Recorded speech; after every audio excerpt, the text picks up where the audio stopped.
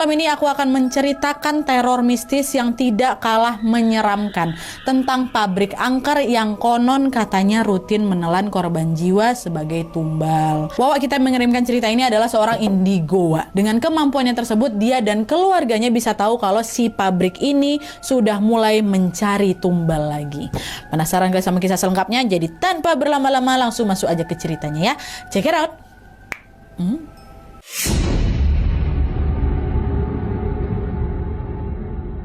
Oke Wak, jadi kisah yang akan aku bawakan malam ini dikirim sama Wawa aku yang kita panggil aja namanya Husni ya, dari Lampung. Halo Husni. Jadi Wak, pengalaman horor yang Husni alami ini berkaitan dengan sebuah pabrik yang terkenal angker di Lampung. Dan sesuai request dari Husni Wak, untuk menjaga privasi semua nama dalam cerita ini sudah aku samarkan. Begitu juga dengan nama pabriknya. Oke, lanjut lagi Wak. Jadi di keluarganya Husni ini memang ada beberapa orang yang punya kemampuan melihat hal-hal gaib. Salah satunya adalah Husni ini sendiri. Husni yang sejak kecil sudah indigo ini memang bisa melihat makhluk astral, tapi dia ini tidak bisa berkomunikasi dengan makhluk astral tersebut Wak.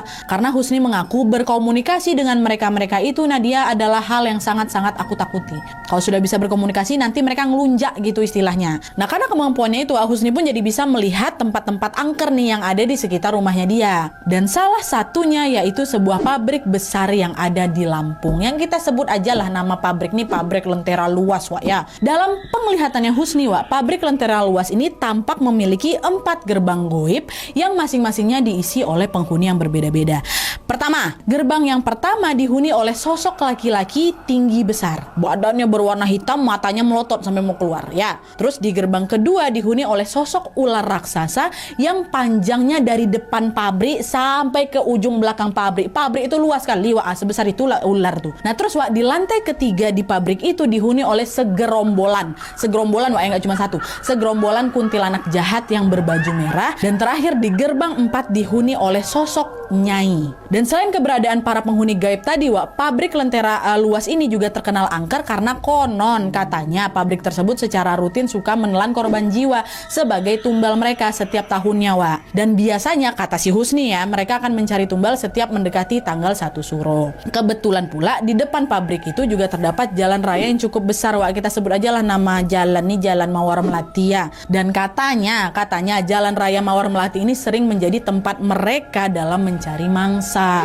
Husni bilang kalau udah waktunya mereka makan nih Nadia ya, para penghuni gaib di pabrik itu akan keluar dari gerbang mereka untuk mengganggu para pengendara yang melewati Jalan Mawar Melati itu. Dan karena gangguan tersebut, para pengendara ini pun jadi nggak fokus dan akhirnya banyak dari mereka yang mengalami kecelakaan lalu lintas hingga meninggal dunia di situ. Di kalangan masyarakat sekitar Wak, kata Husni, jalan depan pabrik itu juga terkenal sering sekali terjadi kecelakaan maut. Nah singkat cerita Wak, Husni pun akhirnya masuk SMA. Kebetulan SMA-nya Husni ini berada nggak jauh dari pabrik Lentera Luas tadi. Awalnya semua berjalan baik-baik aja Wak, hingga akhirnya ketika Husni naik ke kelas 2 SMA, terjadilah sebuah pengalaman horor yang tidak akan pernah Husni lupakan seumur hidup.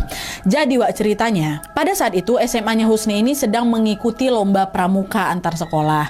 Lokasi lombanya ini ada di SMA tetangga, SMA yang berbeda. Husni dan juga beberapa teman lainnya yang tergabung dalam organisasi pramuka pun meminta izinlah ke pihak sekolah untuk bisa menghadiri perlombaan pramuka, sekaligus juga untuk mendukung teman-teman lainnya yang menjadi peserta lomba nih di SMA tetangga ini. Nah waktu itu Husni dan salah satu temannya berangkat duluan Wak, menggunakan motor ke lokasi tersebut karena memang ada keperluan mendesak nih. Pisah dia sama rombongan kawan-kawan yang lainnya kan, duluan dia zet. Nah rombongan teman-teman Husni yang lain Wak menyusul nih ramai-ramai menggunakan kendaraan umum. Pada saat itu pihak sekolah memang sudah mewanti-wanti ke mereka untuk berangkat, udah kalian berangkatnya naik angkot aja, nggak usah naik kendaraan pribadi, naik kendaraan umum rame-rame biar bisa saling menjaga gitu kan. Tapi sayangnya Wak, ada 2 orang temannya Husni nih yang kita sebut aja lah namanya Karin dan Nuna yang kekeh kali mau boncengan motor, pengen bawa motor mereka berdua nih. Teman-teman Husni yang lain juga udah ngingetin mereka, udahlah naik angkot aja lah sama-sama kita. Tapi gegara Nuna sama Karin ini tetap ngeyel, jadilah mereka berdua naik motor sendiri Wak. Pada saat itu Nuna yang mengendarai motornya di depan, sedangkan Karin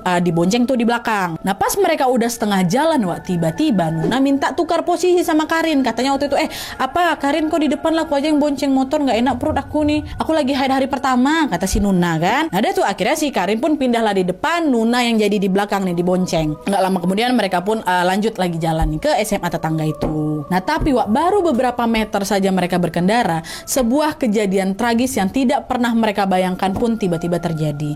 Kalian tahu di momen itu tanpa diduga-duga motor yang dikendarai oleh Karin dan Nuna terpleset nih hingga membuat mereka terpental. Kecelakaan tunggal, mereka nggak nabrak, mereka tidak ditabrak, cuma terpleset. Nah Karin waktu itu yang bawa motornya terlempar dia ke pinggir jalan dengan luka yang sangat parah sampai dia ini langsung pingsan di tempat. Sedangkan Nuna yang di belakang yang dibonceng malah kelempar ke tengah jalan Tapi alhamdulillahnya waktu itu kondisi Nuna baik-baik aja nih, nggak terluka, nggak kebaret, nggak gimana-gimana, baik-baik aja. Dan Nuna pun masih dalam kondisi sadar, nggak kayak Karin yang udah pingsan tadi kan. Tapi belum sempat Nuna yang di tengah jalan ini bangun untuk menepi, tiba-tiba saja muncul truk berwarna orange yang melintas dengan sangat kencang di hadapan Nuna. Dan dalam waktu singkat truk tersebut langsung melindas Nuna hingga Nuna meninggal di tempat. Astagfirullahaladzim. Rombongan kawan-kawan yang naik angkot yang kebetulan juga berada di sana, semuanya menyaksikan langsung kejadian naas itu. Seketika mereka langsung nangis meraung-raung dan berteriak histeris memanggil nama Nuna dan juga Karin. Mereka sama sekali tidak menyangka kalau dua orang teman mereka akan mengalami kecelakaan di jalan tersebut. Dan bisa kalian tebak apa nama jalannya di mana mereka kecelakaan? Betul, Karin sama Nuna kecelakaan di Jalan Raya Mawar Melati yang tepat berada di depan pabrik Lentera Luas. Nah di sisi lain, Husni yang memang udah nyampe di lokasi di SMA tetangga ini sama sekali nggak tahu tuh tentang kecelakaan Nuna sama Karin. Sampai akhirnya Husni tidak sengaja melihat berita di Facebook soal kecelakaan di Jalan Mawar Melati.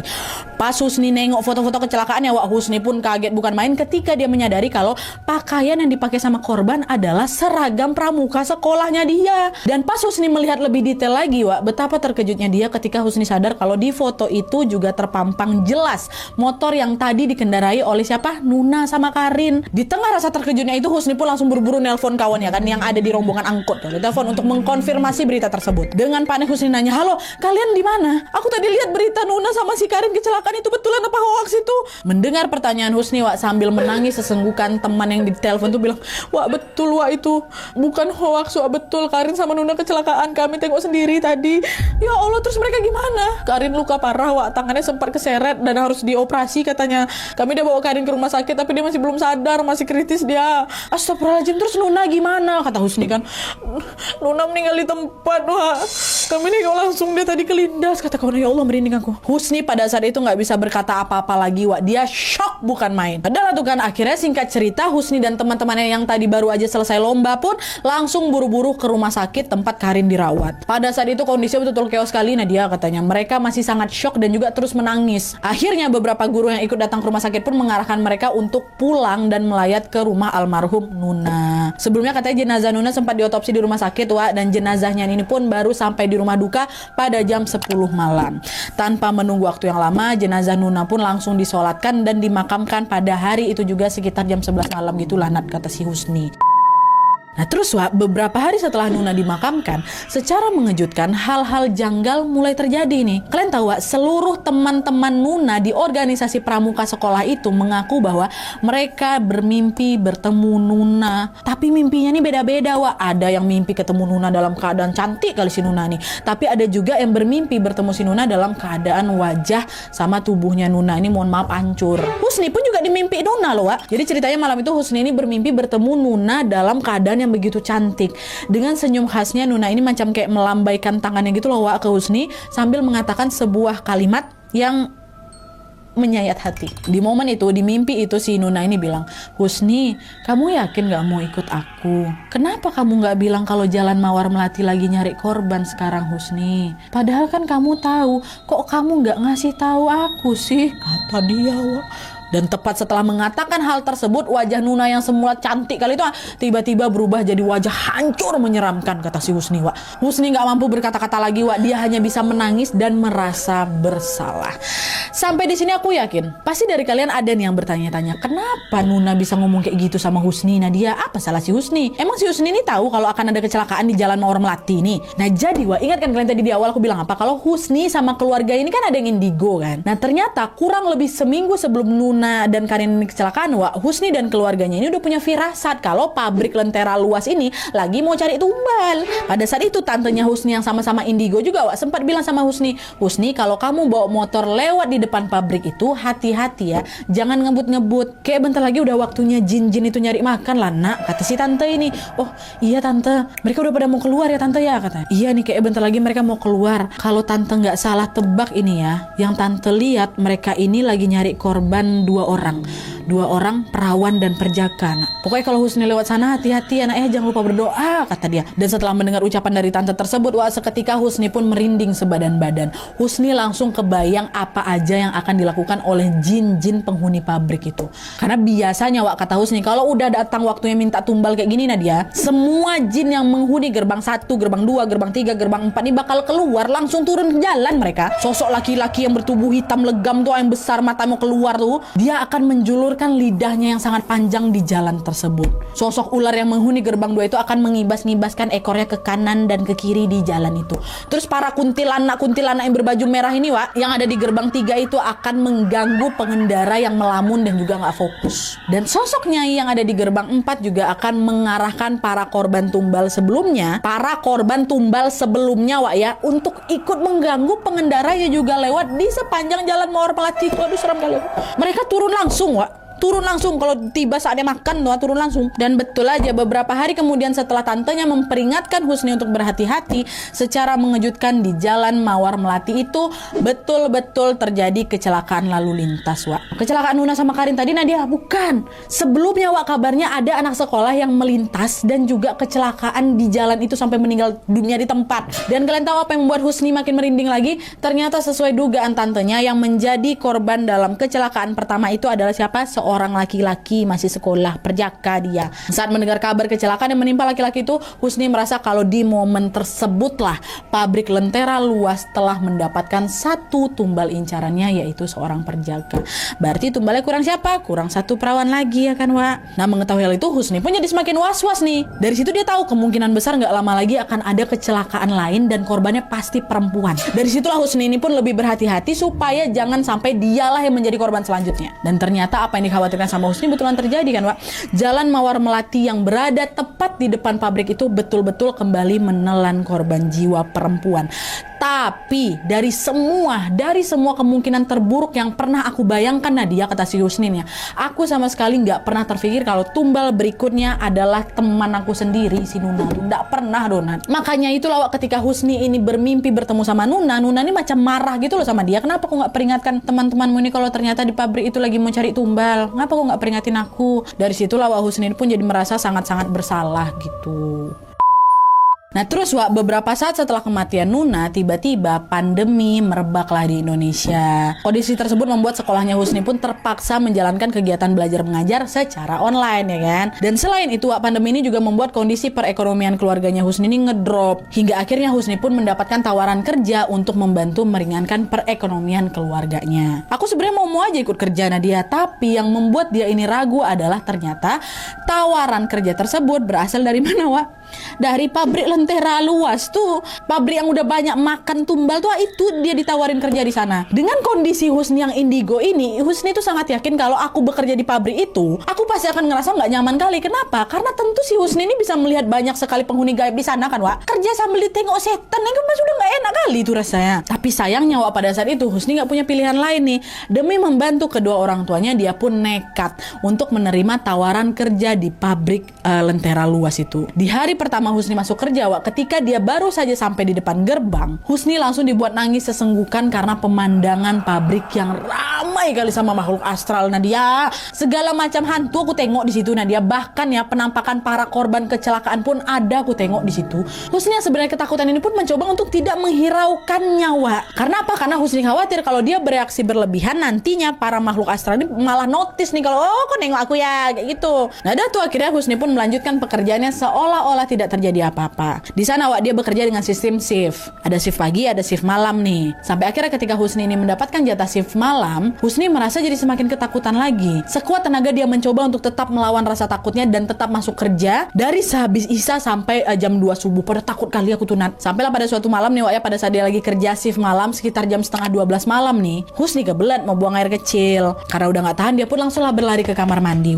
Nah setelah Husni ini buang air Husni baru sadar kok macam ada sesuatu di langit-langit kamar mandi ini. Dan setelah dia perhatikan, macam ada yang perhatiin aku lah dari atas, kata si Husni kan Karena penasaran, Husni pun nengoklah ke atas. Dan di momen itulah dia sangat-sangat terkejut karena Husni melihat dengan jelas ada sosok perempuan. Bajunya putih lusuh Nadia, rambutnya panjang, wajahnya hancur. Dan sosok itu sedang merayap seperti cicak di langit-langit kamar mandi Refleks langsung teriak Husni, astagfirullahaladzim kata. Saking takutnya, mohon maaf nih Husni sampai belum sempat cebok langsung dia buru-buru pakai celana lari dia keluar kan. Gak lama setelah dia keluar, Husni ketemu nih sama salah satu teman kerjanya, kita sebut aja lah namanya Mbak Riris kan. Mbak Riris sama lihat si Husni nih ngos-ngosan, dia nanya kok kenapa nih? Habis nengok hantu ya.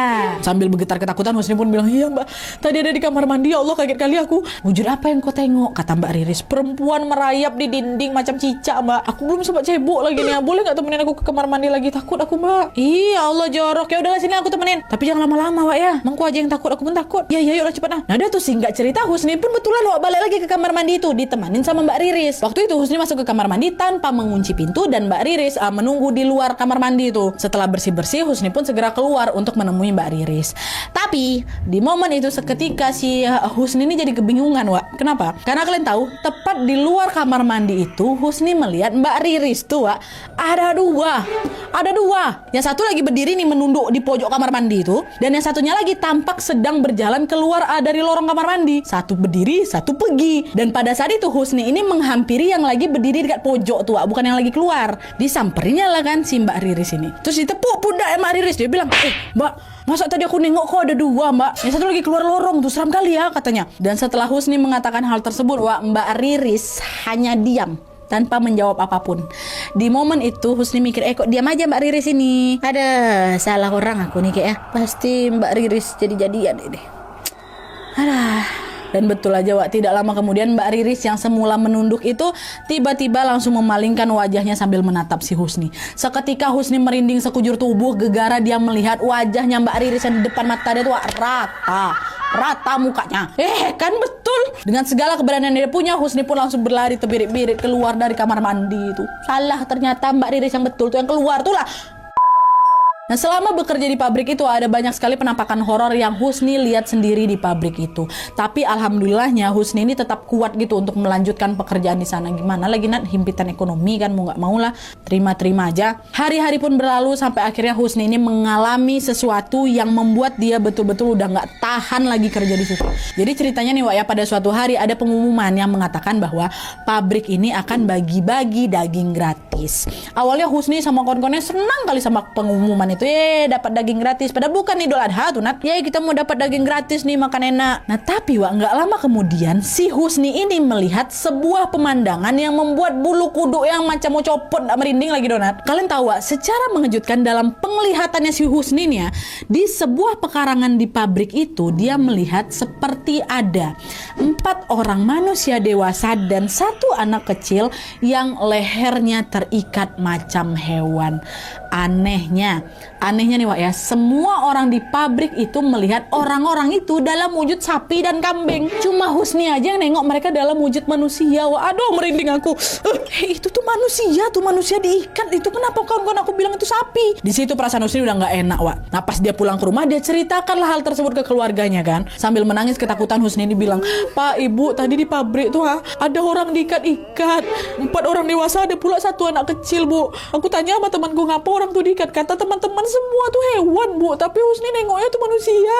Nah mendengar cerita Husni keluarganya pun menjawab, Aduh nak, sepertinya pabrik ini udah mau cari tumbal lagi nih nak. Kayak yang kamu lihat tadi itulah yang nantinya akan jadi makanan demit-demit di sana nak. Udah Husni jaga diri baik-baik ya, terus berdoa di sana nak, jangan lupa. Jadi manusia-manusia yang ditengok sama si Husni yang diikat itu kata keluarganya akan menjadi santapan demit-demit di situ ya Allah. Nah dah tuh singkat cerita, beberapa hari kemudian sapi dan kambing yang dalam penglihatan Husni ini tampak seperti manusia itu ternyata sudah mulai diapain Wak? Disembelih. Waktu itu Husni nggak nengok penyembelihannya karena aku nggak tahan, karena yang ku nampak itu adalah manusia. Tapi yang Husni tahu katanya kepala-kepala hewan tersebut ditanam di dekat mesin-mesin pabrik. Dan setelah penyembelihan selesai, barulah itu pihak pabrik segera membagi-bagikan dagingnya ke para karyawan-karyawan pabrik. Aku yang semulanya excited kali dengan pembagian daging gratis itu, nah seketika udah nggak berani lagi ngambil daging tuh. Ya mungkin aku halu entah kayak gimana, tapi aku tengok mereka itu manusia. Sekalipun itu memang betulan daging, nggak tega aku makan. Nah dia macam mana lah kalau kau jadi aku katanya. Nah diambil sama siapa? Sama si Husni. Husni lebih memilih untuk pulang dengan tangan kosong daripada harus mengkonsumsi daging tersebut, karena mindsetnya Husni itu daging manusia gitu Wak. Nah sejak peristiwa bagi-bagi daging gratis itu Wak, tiba-tiba ada banyak sekali kejadian aneh di pabrik. Dimana pada suatu hari sekitar jam 3 sore, salah seorang karyawan pabrik yang sedang fokus-fokusnya bekerja Wak, tiba-tiba saja menangis dan menjerit kesakitan. Husni yang shock dengan jeritan karyawan tersebut pun akhirnya langsung memilih untuk lari menghindar. Dan gak lama kemudian kesurupan massal pun terjadi. Kebanyakan karyawan yang kesurupan adalah karyawan perempuan, termasuk Mbak Riris tuh, masih ingat kalian? Mbak Riris yang nemenin si Husni ke kamar mandi itu, yang jadi dua badannya itu kesurupan juga. Dan dalam waktu yang singkat, situasi di pabrik ini pun langsung kacau balau Wak. Nah di tengah kekacauan tersebut Wak, tiba-tiba saja Mbak Riris ini yang lagi kesurupan itu terdiam dan mengalihkan pandangannya ke si Husni. Dengan tatapan mata yang tajam, Mbak Riris ini tampak sangat-sangat marah. Mbak Riris yang masih dalam kondisi kesurupan itu seketika langsung mengangkat tangannya dan menunjuk Husni. Dan di momen itu Mbak Riris mengatakan sesuatu yang mirip dengan apa yang pernah dikatakan almarhumah Nuna di dalam mimpinya Husni dulu. Kalian tahu? Dengan suara yang berat Mbak Riris bilang, kamu udah tahu aku akan dijadikan tumbal. Kenapa kau tidak menolongku? Kenapa kau membiarkan ini terjadi?